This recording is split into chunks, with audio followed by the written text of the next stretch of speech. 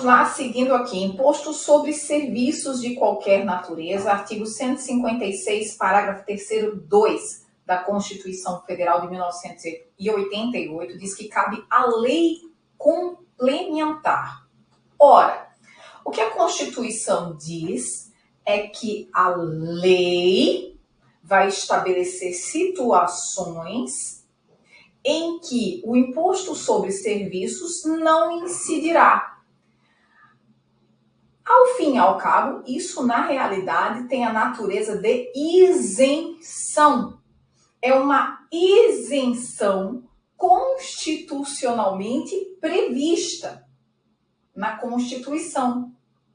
Uma determinação constitucional ao legislador de que, ao editar a lei complementar do ISS, perceba aquelas situações, no caso em que o serviço será exportado para o exterior e que não deverá incidir o ISS. Deem uma olhada aí comigo, artigo 156. Em relação ao imposto previsto no inciso 3 do caput deste artigo, cabe à lei complementar 2. Excluir da sua incidência exportações de serviços para o exterior. Existe uma discussão doutrinária se isso na realidade é uma verdadeira imunidade ou uma isenção. Eu entendo que a partir do momento que a Constituição faz essa previsão, ela faz atenta à normatização da lei complementar, que precisa trazer essa isenção, uma vez que não está diretamente previsto na Constituição, mas a Constituição determina a lei que assim o faça, tem natureza de isenção. Porque quando a gente fala em imunidade, a gente fala de previsão constitucional.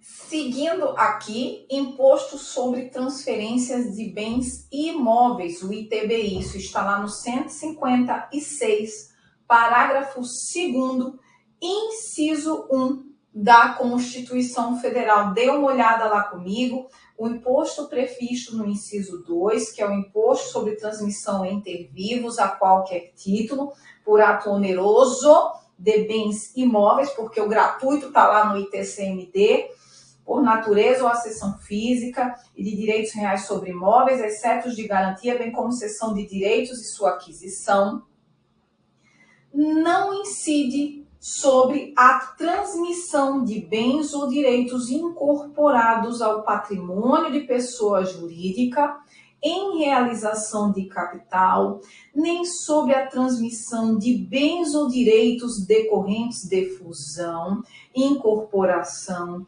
cisão ou extinção de pessoa jurídica, salvo se, nesses casos todos aí, a atividade preponderante do adquirente for a compra e venda desses bens ou serviços, locação de bens imóveis ou arrendamento mercantil. Aline, pelo amor de Deus, me socorra, porque eu leio isso 500 vezes e simplesmente gravo para levar na prova e com fé em Deus a minha memória vai me render.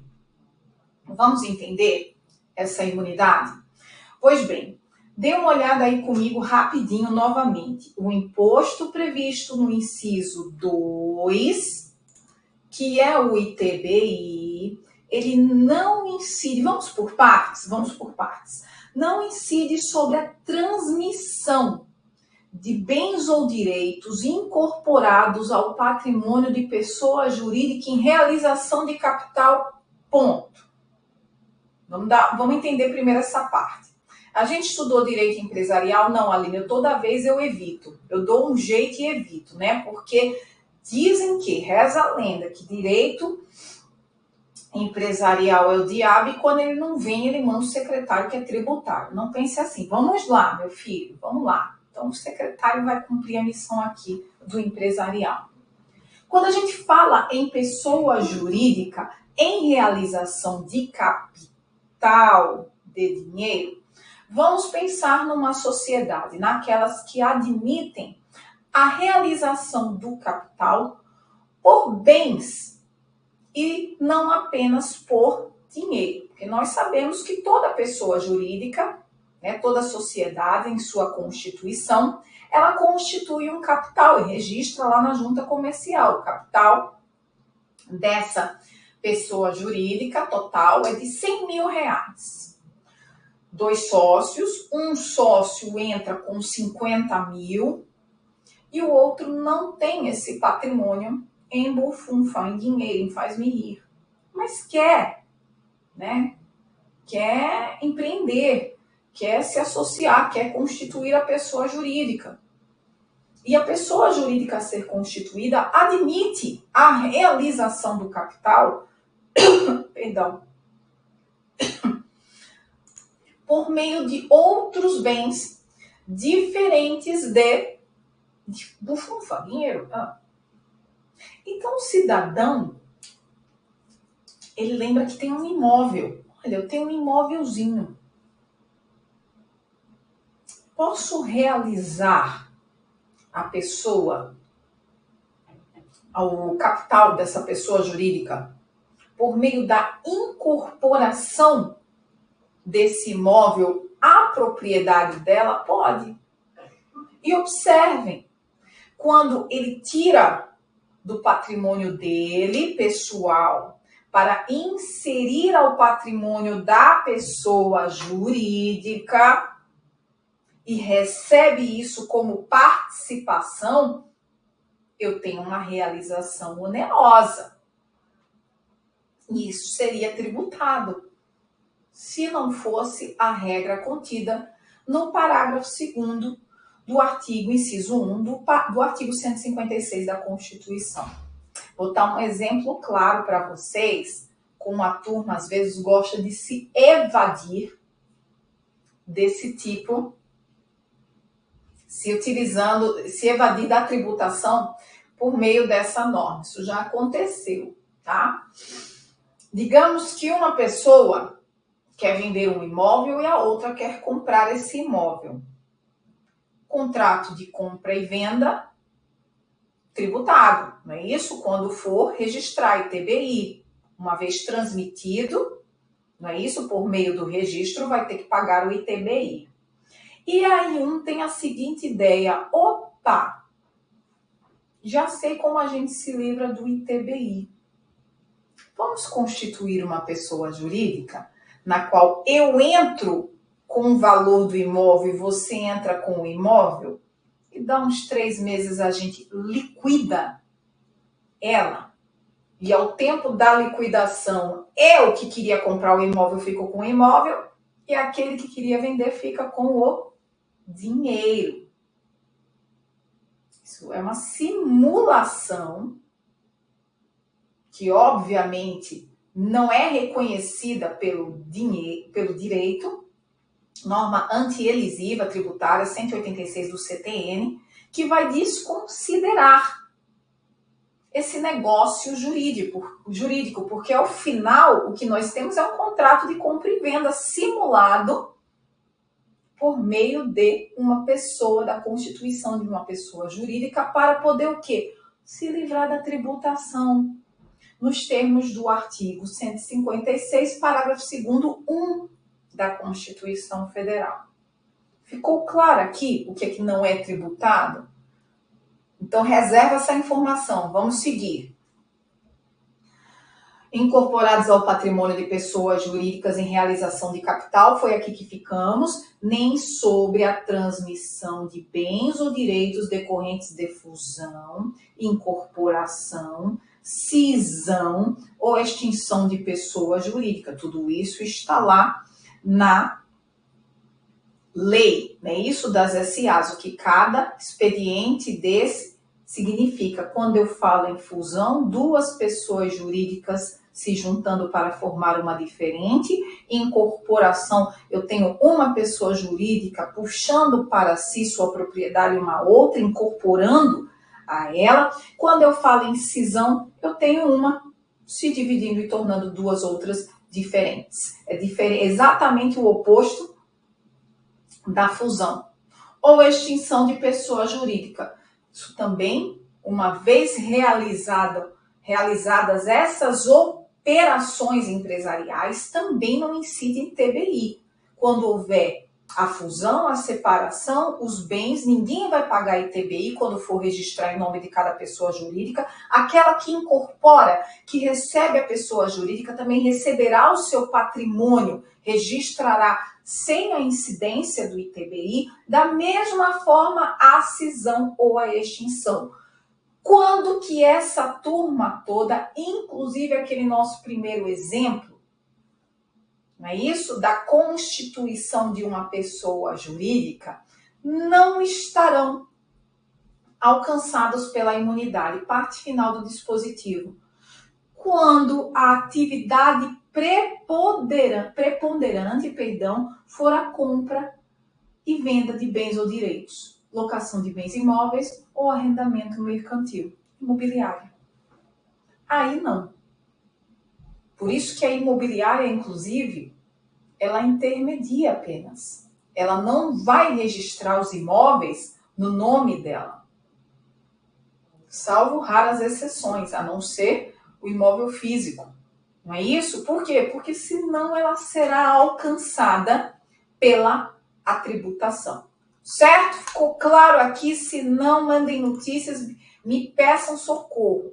Ali, H, tributação exclusiva pelo ICMS, pelo imposto de importação, pelo imposto de exportação e pelo IBS, Imposto sobre Bens e Serviços, e o IS, o seletivo lá, o impostinho do pecado, que está no 153, inciso 8º da Constituição Federal. Isso está no artigo 155, parágrafo 3º da Constituição Federal de 1988.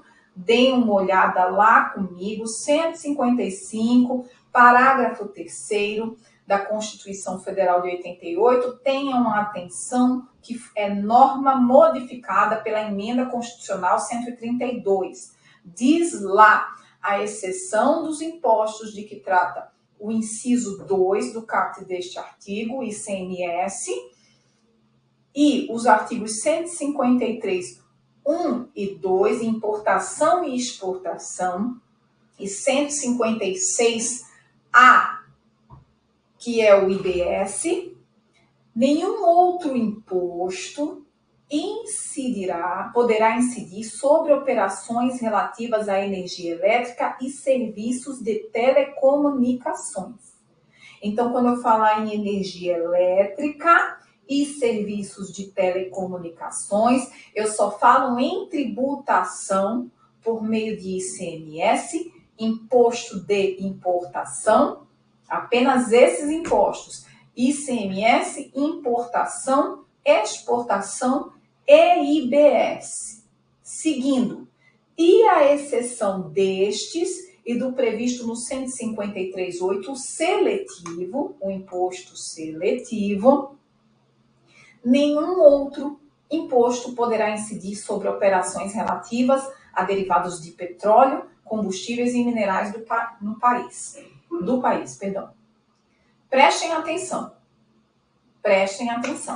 Quando eu falo em energia elétrica, serviços de telecomunicações, eu só falo em ICMS, imposto de importação, imposto de exportação e IBS. Faltou aqui. Quando eu estiver falando, preste atenção, em derivados de petróleo e combustíveis, bem como minerais, eu estou falando dessa turma aqui, mais o IBS, mais o imposto seletivo, o imposto do pecado. Vamos entender por que o imposto seletivo, ele incide sobre derivados de petróleo e combustíveis e minerais e não incide sobre energia elétrica e serviços de telecomunicações? Porque quando a gente fala em energia elétrica e serviços de telecomunicações, eu estou falando de bens essenciais. Seletividade pura. E é por isso, inclusive, que ele só é tributado, esses dois bens só são tributados pelo ICMS, importação e exportação, e o IBS.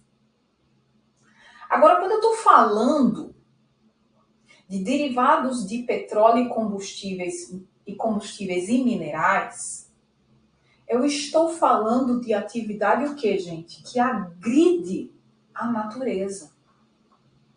Assim sendo, além do ICMS, do imposto de importação, do imposto de exportação, do imposto sobre bens e serviços, o IBS novo em folha, também tendo em vista o impacto ambiental dessas atividades derivados de petróleo, combustíveis e minerais, além desses também incidirá o imposto seletivo, o imposto do pecado.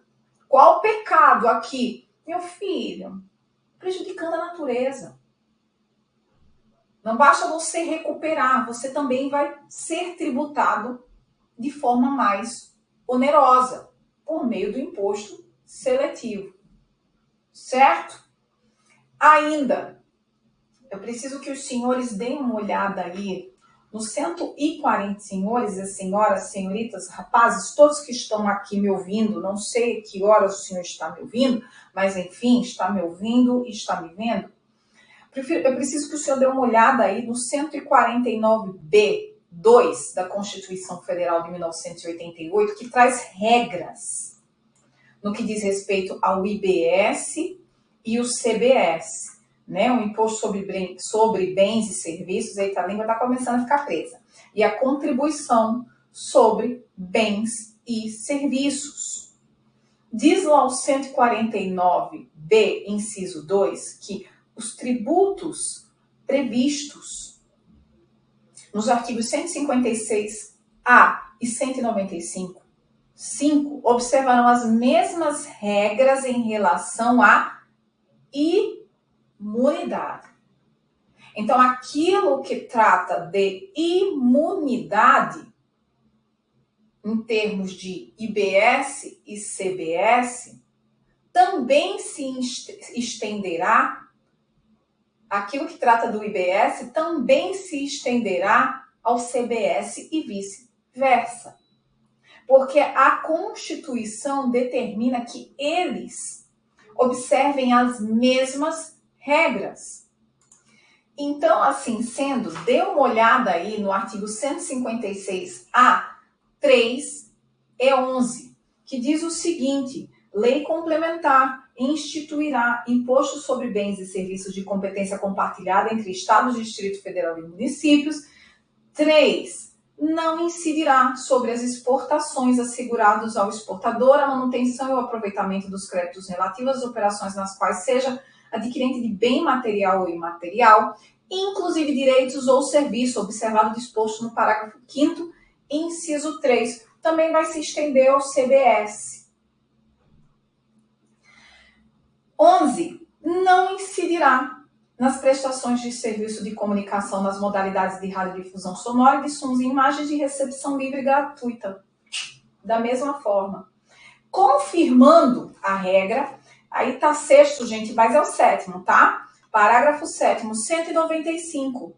São isentas de contribuição para a Seguridade Social as entidades beneficentes de assistência social que atendam às exigências estabelecidas em lei. A CBS é uma contribuição para a Seguridade Social, está lá no 195, inciso 5. Não é isso? Visa financiar a Seguridade Social. Assim sendo, pergunta nos termos do 149b2, essas imunidades do 156A também se aplicam à CBS, bem como a do 195, parágrafo 7º, vai ter que voltar lá para o IBS. Não é isso? Porque as regras, ao menos no que diz respeito ao artigo 195.5, tá? Não a CSLL, mas no que diz respeito à CBS, o artigo 195, parágrafo 7º, não é o 6º, tá? Perdão, é o 7º, será aplicada ao IBS. Não é isso? Porque eu tenho uma norma constitucional que assim o diz, que as regras sobre imunidade andam par a par no que diz respeito a essas duas espécies tributárias. Imposto compartilhado, IBS, de estados e municípios, e no caso do Distrito Federal, a CBS, que é da União. Vamos ver como isso fica mais na frente. Mas tenham atenção a isso.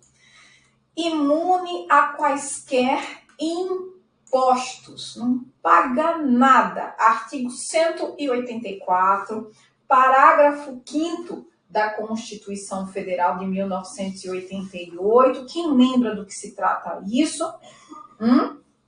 Pois é. Parágrafo 5º, são isentas, é uma imunidade, porque está prevista na Constituição, de impostos federais, estaduais e municipais, as operações de transferência de imóveis desapropriados para fins de reforma agrária. Quando o imóvel está desapropriado para fins de reforma agrária, não há incidência de qualquer imposto. Certo? Bom, no que diz respeito às imunidades específicas relacionadas a impostos, era isso que a gente tinha para ver. E eu peço atenção aos senhores dessas novidades trazidas pela Emenda Constitucional 132 de 2023. Como eu lhes disse, não existe só imunidade para os impostos. Outras espécies tributárias, também na Constituição Federal, são alcançadas pelo fenômeno da imunidade. Taxas e contribuições. Artigo 5º, inciso 34, que assegura a todos, independentemente do pagamento de taxas, o direito de petição ao poder público, ou seja, o ente federativo vai ou não estabelecer taxa em face de eventual direito de petição e imunizar algumas situações, né, que já estão imunes. Artigo 73, qualquer cidadão, gente, minha dicção hoje está difícil, vamos lá, qualquer cidadão, perdão, por causa da minha garganta, qualquer cidadão é parte legítima para a procuração popular, ficando o autor salvo comprovada má-fé, isento, ou seja, imune, a custas judiciais, salvo se demonstrada mais-fé. Eu estou falando também de imunidade, não é isso? Porque nós sabemos que a natureza jurídica dessas custas judiciais é de taxa, pela prestação de serviço público de justiça. Artigo 5º, inciso 77, são gratuitas as ações de habeas corpus e habeas datas, isso não paga taxa nenhuma. Artigo 206, o ensino será ministrado com base nos seguintes princípios, e está lá no inciso 4º do artigo 206, que há gratuidade de ensino público nos estabelecimentos oficiais. Inclusive, em face dessa previsão constitucional, foi editada a súmula vinculante 12, que diz que taxa de matrícula em universidades públicas viola o artigo 206, 4 da Constituição Federal. Ainda, artigo 226, parágrafo 1º, celebração de casamento civil gratuito. Artigo 149, parágrafo 1º, 1 da Constituição Federal. Parágrafo 1º nada, parágrafo 2º, 1 da Constituição Federal, que diz o seguinte: as contribuições sociais e de intervenção no domínio econômico, aqui uma imunidade voltada às contribuições sociais e às CIDs, de que trata o caput deste artigo, não incidirão sobre as receitas decorrentes de exportação. Diz ainda no tema de repercussão geral 647, o STF assentou que a norma imunizante contida no inciso 1 do parágrafo 2º do artigo 149 da Constituição alcança as receitas decorrentes de operações indiretas de exportação caracterizadas por haver participação negocial de sociedade exportadora intermediária. Aqui a questão era o seguinte: algumas empresas não exportam diretamente o seu bem, contratam empresas com expertise para a exportação.